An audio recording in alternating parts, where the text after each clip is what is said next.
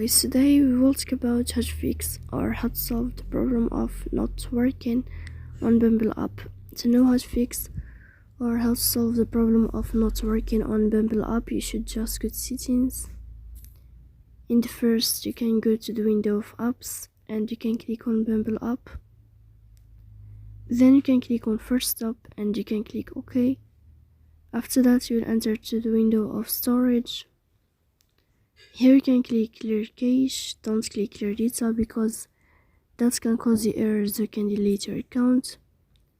In the end, you can turn off your phone and you can wait a moment to turn on your phone again.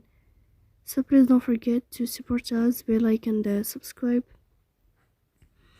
See you next time in another video, and thank you for your attention and your watching. Goodbye.